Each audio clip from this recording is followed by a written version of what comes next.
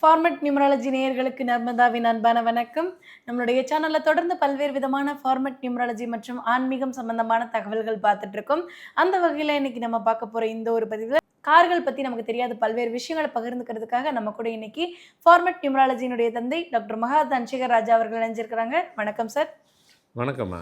Sir, car number எப்படி choose பண்ணணும், காரை எப்படி சூஸ் பண்ணணும், இந்த மாதிரி நிறைய விஷயங்களை கொடுத்து நிறைய பேர் லைஃப்பில் வந்துட்டு வெஹிக்கிள் மூலமாக எந்த பிரச்சனையும் வராத அளவுக்கு நீங்கள் சேஃபாக வச்சுருக்கீங்க அப்படின்னு தான் சொல்லணும். ஏன்னா நிறைய பேர் உங்கள் பதிவை பார்க்குறவங்க இல்லை உங்களை ஃபாலோ பண்ணுறவங்க எல்லாருமே வந்து காரில் ரொம்ப சேஃபாக பயணம் பண்ணிட்டு சேஃபாக வராங்க.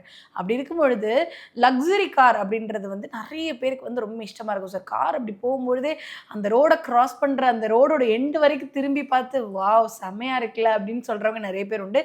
அந்த மாதிரி கார் வாங்கணும்னு ஆசையும் நிறைய பேருக்கு இருக்கும். சில பேர் என்ன பண்ணுவாங்க அப்படின்னா, ஒரு கார் ஒரு உதாரணத்துக்கு 50 லட்ச ரூபாய்க்கு ஒரு கார் இருக்குது அப்படின்னா, அது செகண்ட் ஹேண்டில் வரும்பொழுது ஒரு 10 லட்ச ரூபாய்க்கு கூட நமக்கு கிடைக்கும் அந்த மாதிரியான கார்.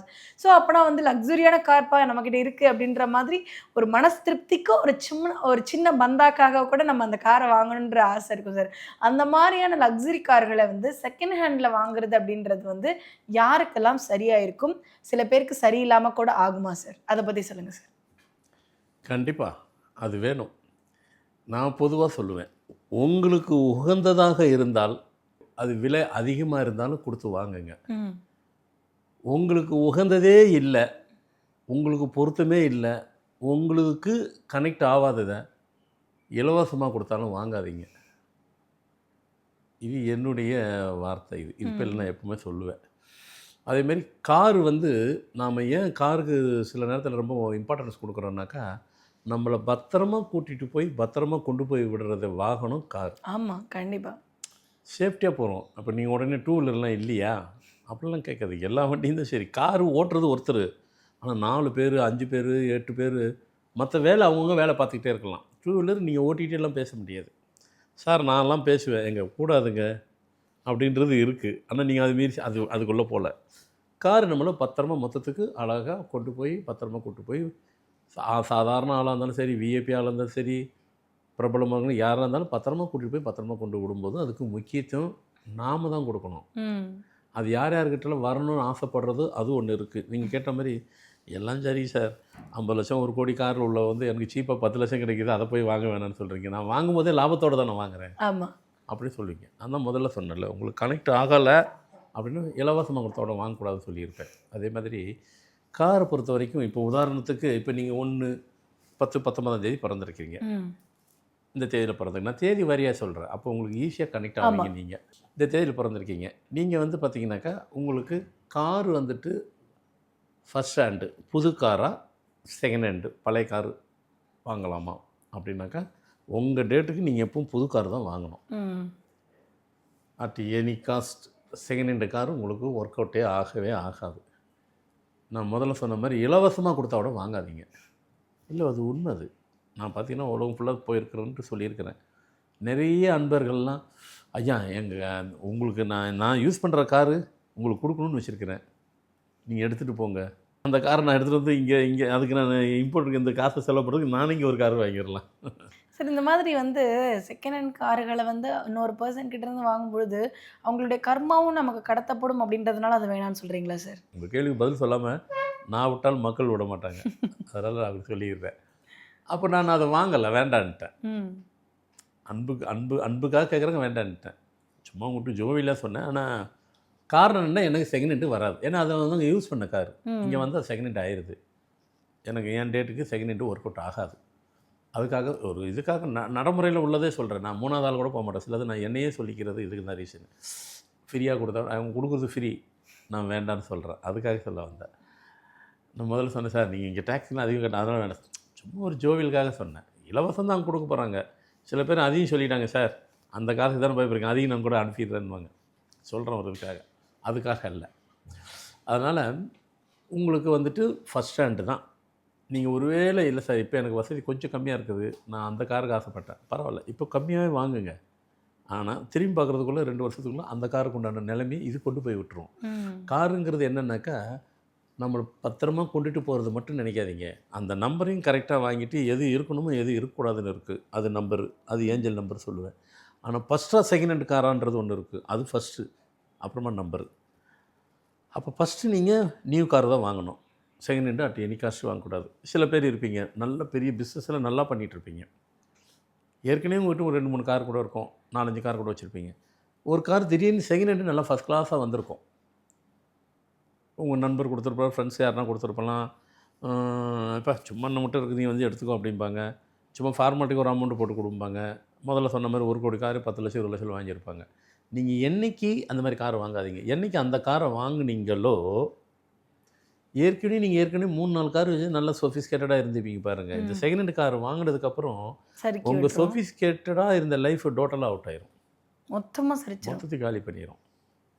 இது உண்மை, இது நான் சொல்கிறது. ம் ஏன்னா இது எல்லாருமே இதை செக் பண்ண முடியாது. ஏற்கனவே சஃபர் ஆனவங்க இதை பார்க்கும்போது 100% இட்ஸ் ட்ரூ அப்படிம்பாங்க, ஏற்றுப்பாங்க. அவங்களுக்கு அது ஏன்னா அவங்களுக்கு தான் அந்த அனுபவிச்சிருக்காங்க. கண்டிப்பாக அதனால் செகண்ட் ஹேண்ட் ஆகாது. ரெண்டாவது, உங்கள் இந்த செகண்ட் ஹேண்டில் நீங்கள் ஏஞ்சல் நம்பர் வாங்குறோம் அப்படி இப்படிலாம் வாங்குவீங்க. அப்படி வாங்கும்போது உள்ளுக்குள்ளே அந்த 777 உள்ளே இருக்கக்கூடாது உங்கள் வண்டியில். ம் உங்கள் நம்பரில் எது இருக்கணுமோ, ஏனுங்க 777 73 21 வராதா ஒத்துக்கும். சிலதுக்குள்ளே சூட்சிமெல்லாம் நிறைய விஷயங்கள் இருக்கும், அதெல்லாம் சொல்லி கொடுக்குறேன் ஆச்சுங்களா. அடுத்து நீங்கள் கேட்ட கேள்விக்கு வந்துடுவேன். இந்த காரு கூட வந்துட்டு கர்மானுடைய கனெக்டிவிட்டி உள்ளது காருக்குள்ளே இருக்கா? ம் கண்டிப்பாக உண்டு. எப்படிங்க இருக்கும்? கர்மாங்கிறது வந்து அவங்க வழி வழியா முன்னோர்கள் சேர்த்து வச்சது. அதுதானே கர்மா. அது எப்படி கார் வழியா நம்மகிட்ட வரும் சார்? அப்படின்னு நாம் நினச்சிக்கிட்டு இருக்கோம். கர்மாங்கிறது ஃப்ராக்சர் ஆஃப் செகண்டில் கூட உருவாகும், அதுதான் கர்மா. ம் கர்மாலே வந்துட்டு என்னை பொறுத்த வரைக்கும் எல்லோரும் 2, 3 கர்மா இருக்குன்னு நினச்சிக்கிட்டு இருக்கிறாங்க. அதனால் என்னை பொறுத்த வரைக்கும் நான் 2, 3லாம் சொல்ல மாட்டேன். அது உண்மையிலே 10, 15 கர்மா இருக்குது எனக்கு தெரிஞ்சு. எனக்கு தெரியாமல் கூட நிறைய இருக்கான்னு தெரியல. அதை சொல்கிறேன், ஃப்ராக்சர் ஆஃப் செகண்டில் கூட வந்துட்டு கர்மா உருவாகும். பல கோணத்தில், பல உருவத்தில், பல ரூபத்தில் கர்மா உருவாகும்.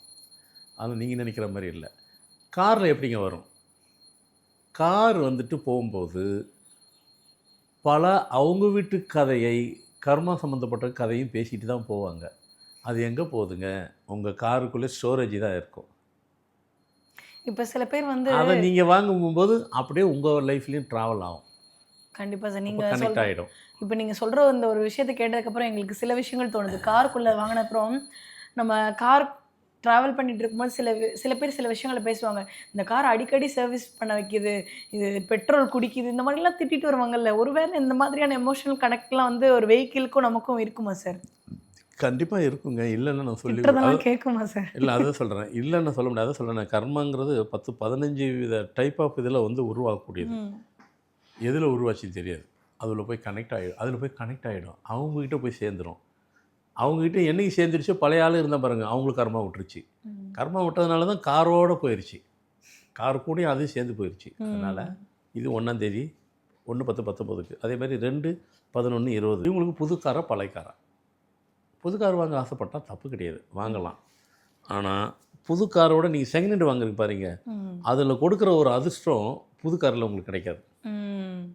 புதுசும் வாங்கலாம், தவறே கிடையாது, கண்டிப்பாக கிடையாது. நீங்கள் புதுசும் ஒன்று வாங்குங்க, செகண்ட் ஹேண்டும் ஒன்று வாங்குங்க, உங்களுக்கு பிடிச்ச காரு தான். புதுசில் வர யூசேஜ், புதுசில் வர அதிர்ஷ்டம், லக்கு செகண்ட் ஹேண்டில் வருதான்னு பாருங்கள். செகண்டில் வருது, அதில் வருதான்னு பாருங்கள். செகண்டில் தான் இருக்கும். ஒரு காரியத்துக்காக பெரிய ப்ராஜெக்ட் இருக்கும், பெருசாக போங்க, செகண்ட் ஹேண்ட் வண்டி எடுத்துகிட்டு போங்க, அதில் கிளிக் ஆகிடும். புதுசு எடுத்துகிட்டு போங்க, பேசிக்கிட்டே இருப்பாங்க. அப்போ எதில் நடக்குது? செகண்ட் ஹேண்ட் தான். அப்போ லக்கு எதில் இருக்குது? அதில் கிடச்சதா, இதில் கிடச்சதா, இதில் தான் கிடைக்கும். புதுசு வச்சுக்கலாம், வாங்கினா ஒன்றும் பெருசு இல்லை. ஆனால் அது அதிர்ஷ்டம் இல்லாத காராக இருக்கும், ஆனால் உங்களை பாதிக்க விடாது. அது மட்டும் உண்மை, உங்களை பாதிக்காது. ஆனால் அதிர்ஷ்டம் கொடுக்குறது செகண்ட் ஹேண்டு தான். அப்போது 2/11/20 உங்களுக்கு செகண்ட் ஹேண்டு காரு தான் ஒர்க் அவுட்டபிள். 2/11/20 29 அது அந்த காம்பினேஷனில் தான் உங்களுக்கு. அதுதான்.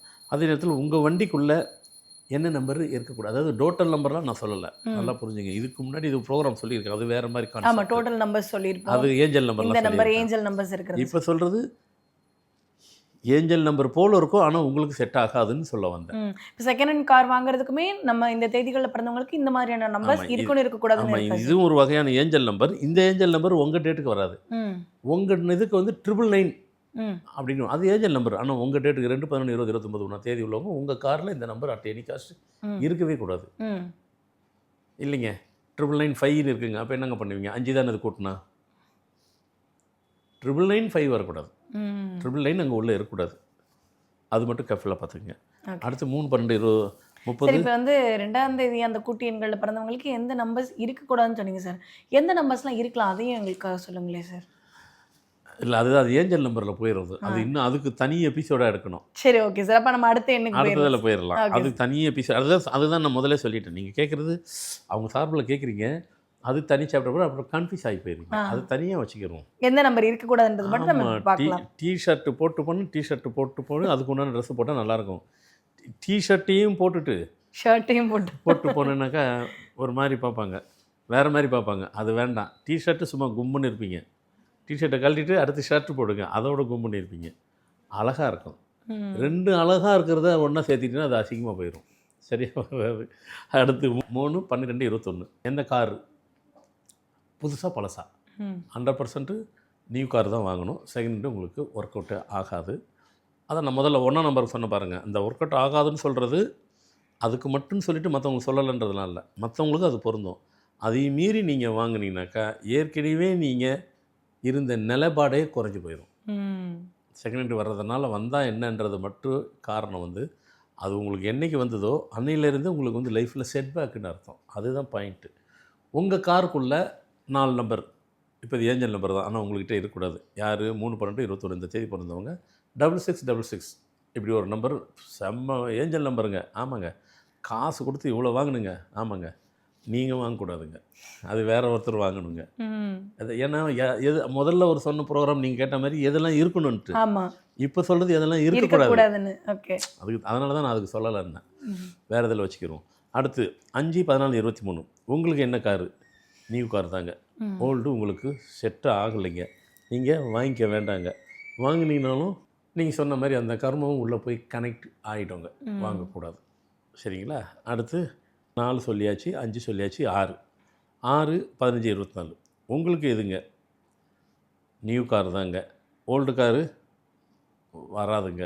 அதே நேரத்தில் உங்கள் ஏஞ்சல் நம்பரில் அப்படின்னு வச்சுருப்பீங்க. நீங்கள் நினச்சிருப்பீங்க ஏஞ்சல். நான் சொல்லலை ஏஞ்சல் நம்பர். அது ஏஞ்சல் நம்பர். ஆனால் உங்களுக்கு ஏஞ்சல் நம்பர் இல்லை. இந்த நம்பரை வச்சுருந்தா இந்த தேதியில் பிறந்திருந்தா 3333 ம். நீங்கள் வச்சுருக்காதீங்க.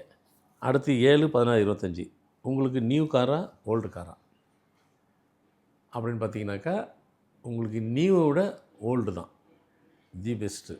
சான்ஸே கிடையாது. அப்புறம் நியூவே வாங்கக்கூடாதான்னா அப்படி சொல்ல வரல. நியூ வச்சுருந்தா கூட தப்பு கிடையாது. ஆனால் நீங்கள் செகண்ட் ஹேண்ட் வாங்கினீங்க பாருங்கள், அது கொடுக்குற லக்கு நியூ காரில் லக்கு கொடுக்காது. ம். ஆனால் செகண்ட் ஹேண்ட் வாங்கின பாருங்க, அது அதிர்ஷ்டத்தை அள்ளி கொடுக்கும். அதுதான் இம்பார்ட்டன்ஸு. அப்போ நீங்கள் வந்துட்டு நீங்கள் வண்டியை வந்துட்டு 33 சூப்பராக இருக்குல்ல, அந்த நம்பர் சூப்பர். ஆனால் உங்கள் டேட்டுக்கு சூப்பர் இல்லை. நீங்கள் வச்சிருக்கக்கூடாது. அடுத்து 8, 17, 26 ஓல்டா நியூவா? பியூர்லி நியூ தான். ஓல்டு அட் எனி காஸ்ட்டு உங்களுக்கு ஒர்க் அவுட் ஆகாது. வாங்கவே வாங்காதீங்க. ஃப்ரீயாக கொடுத்தாலும் வாங்காதீங்க. என் ஃப்ரெண்டு இருங்க, பாலிய சிநேகிதருங்க, ரொம்ப வருஷங்க இந்த கார் வச்சுக்கன்னு சொல்கிறாங்க. தயவு செய்து வாங்காதீங்க. ஒர்க் அவுட் ஆகாது. ஏன்னா உங்கள் கெரியரே அது டிஸ்டர்ப் பண்ணும். உங்கள் காருக்குள்ளே நீங்கள் எதெல்லாம் இருக்கக்கூடாது அப்படின்னு பார்த்தா 7777. ம். அடுத்து 9, 18, 27 பியூர்லி நியூ வெஹிக்கிள் தான். செகண்ட் ஹேண்டு வாய்ப்பே இல்லை. நீங்கள் எதை வச்சுருக்கலாம் 9999 அதே நேரத்தில் 8க்கு ஒன்று சொல்லிடுறேன். அதை சொல்லணும்னு நினச்சிக்கிட்டு இருந்தேன். ஏன்னா ரொம்ப பேர் அதுக்கு பயம் இருக்குது. 8, 17, 26க்கு வந்துட்டு இருக்கக்கூடாதுன்னு சொல்லிட்டேன். ம். இருக்கலாங்கிறது மட்டும் அதுக்கு மட்டும் ஒன்று சொல்லிடுறேன். 8888 ம்.